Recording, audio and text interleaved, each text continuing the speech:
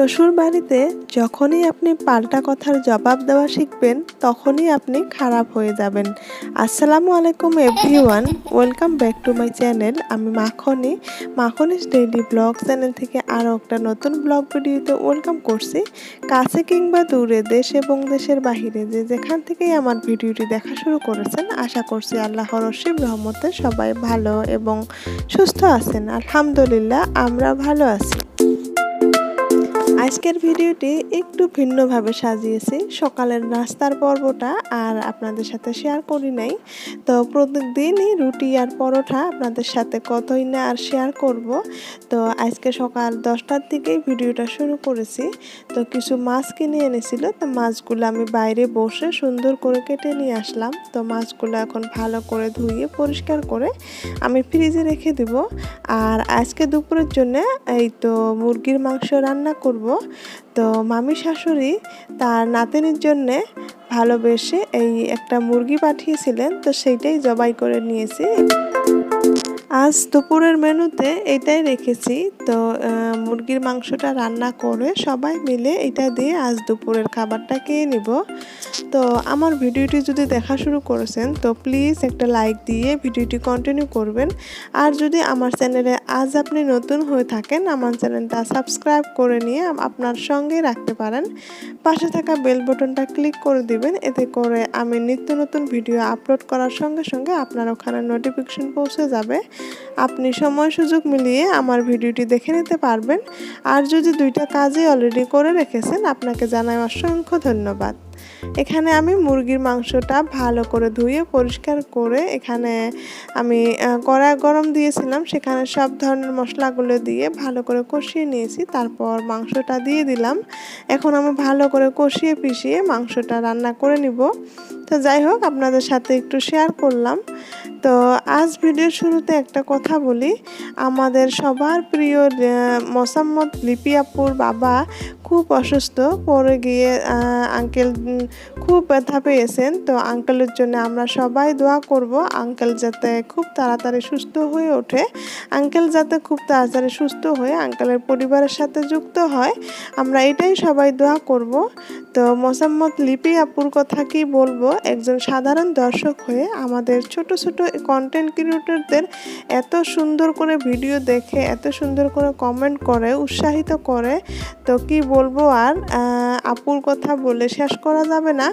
তো আমি গত ভিডিওতে বলেছিলাম আমি কেক বানানো একটা ভিডিও দিয়েছিলাম, আমার এলোমেলো একটা ভিডিও।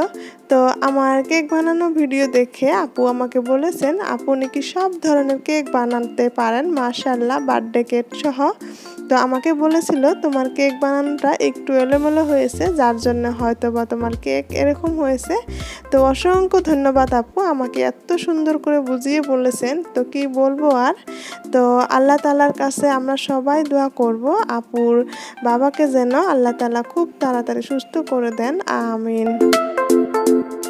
খুব তাড়াতাড়ি দুপুরের রান্না কমপ্লিট করে ফেলেছি। তো দুপুরের রান্না কমপ্লিট করে ঘরের কাজ ছিল, তো ঘরের কাজগুলোও মোটামুটি কমপ্লিট করেছি। তারপর কাপড় ধুয়ে দিলাম। তো কাপড়গুলো ধুয়ে এখন শুকিয়ে দিতে আসলাম। তো ভাবলাম এখন একটু আপনাদের সাথে শেয়ার করি।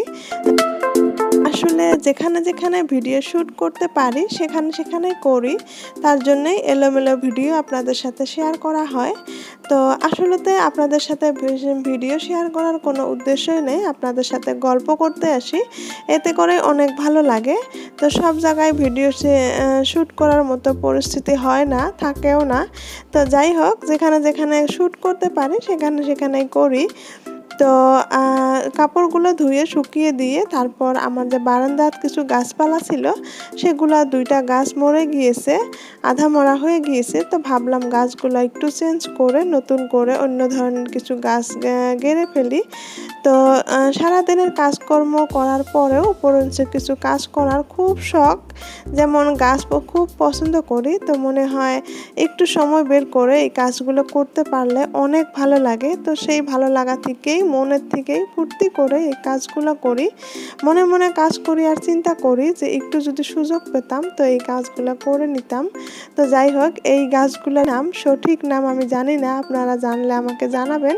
এগুলো আমাদের গার্ডেনে কিন্তু অনেকগুলো আছে। তো সেখান থেকে আমি কিছু গাছ তুলে আমি বারান্দার জন্যে আর কি টবের মধ্যে গেড়ে নিচ্ছি। এগুলো আমি সুন্দর করে বারান্দাতে এখন নিয়ে রাখবো। তো যার জন্যে এখন সুন্দর করে গাছগুলো গেড়ে নিচ্ছি। ভিডিওর শুরুতেই একটা কথা বলেছিলাম, তো সেই কথা রিলেটেড কিছু কথা আপনাদের সাথে শেয়ার করতে চাই। আমাদের দেশে সামাজিক ব্যবস্থা অনুযায়ী 75% বাড়িতে বাড়ির বউ যদি অসুস্থ হয় নানান ধরনের অশ্লীল কথা শুনতে হয়। বাড়ির বউয়ের অসুস্থতা বেশিরভাগ শ্বশুর বাড়িতে আধিক্যতা। মনে হয় এই জগৎ সংসারের নিয়মটাই এমন। আপনি যতদিন সুস্থ সবল আর খুব দায়িত্ববান হয়ে সংসারের দায়িত্বগুলো পুঙ্খানুপুঙ্খভাবে পালন করতে পারবেন, ততদিন পর্যন্ত আপনার কোনো কথা শুনতে হবে না। কিন্তু যদি এই দায়িত্ববোধ থেকে আপনি একটু সরে দাঁড়ান, সেটা হোক আপনার অসুস্থতা বা অন্য কোনো ব্যক্তিগত কারণ, আপনার কিন্তু কথা শুনতেই হবে। শ্বশুরবাড়িতে নিজের সংসার জীবনটা মনে হয় মেয়েদের সবথেকে বড় পরীক্ষার জায়গা, যেখানে সেকেন্ডে সেকেন্ডে ধৈর্য এবং শ্রমের পরীক্ষা দিতে হয়। বিয়ার প্রথম রাতেই একজন মেয়ের মাথায় মেশিনের মতো প্রসেস করে দেওয়া হয়, আমার পরিবারকে তোমার ভালো রাখতে হবে, আমার বাবা মাকে তোমাকে দেখে রাখতে হবে। আর আমরা মেয়েরা খুব সুন্দর মতে ব্রেনের মধ্যে সেই কথাটা সেট করে নেই। কিন্তু আমরা কয়জন মেয়ে মুখ ফুটে উল্টো প্রশ্ন করি, তোমরা সবাই মিলে আমাকে ভালো রাখতে পারবে তো?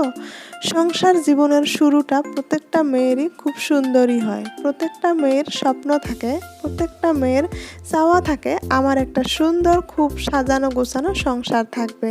কিন্তু সময়, পরিবেশ, পরিস্থিতি সব কিছুই মেয়েটাকে পাল্টে দেয়। শারীরিক আঘাত মানুষ মুখ বুজে সহ্য করে নেয়, কিন্তু কথার আঘাত বেশি দিন সহ্য করা যায় না। শ্বশুর বাড়িতে যখনই আপনি পাল্টা কথার জবাব দেওয়া শিখবেন, তখনই আপনি খারাপ হয়ে যাবেন।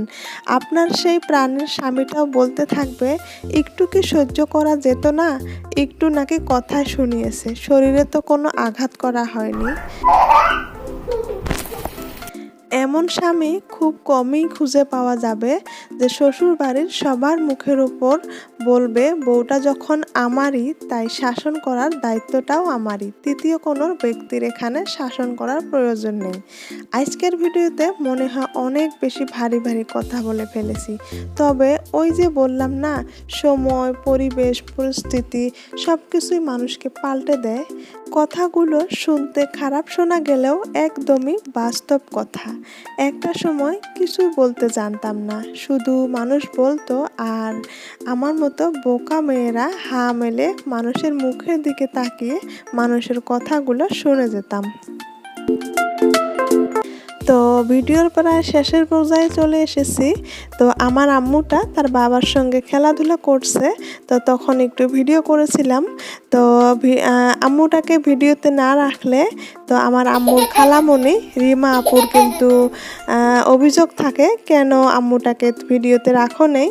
তো যাই হোক, গত ভিডিওতে রাখা হয়েছিল না, তাই আমার প্রিয় আপুর জন্য আজ আমি মামনিকে রেখেছি। তো আমার ভিডিওটি যারা ধৈর্য সহকারে এই পর্যন্ত দেখে এসেছেন তাদেরকে জানাই অসংখ্য ধন্যবাদ। আমার আজকের ভিডিওটি কেমন হয়েছে আপনাদের মহামূল্যবান মতামত আমাকে জানাতে ভুলবেন না। তো দেখা হবে নেক্সট কোনো ভিডিওতে। নতুন আরেকটা ভিডিওর আমন্ত্রণ জানিয়ে আজকের ভিডিওটি এখান থেকে শেষ করেছি। আল্লাহ হাফেজ।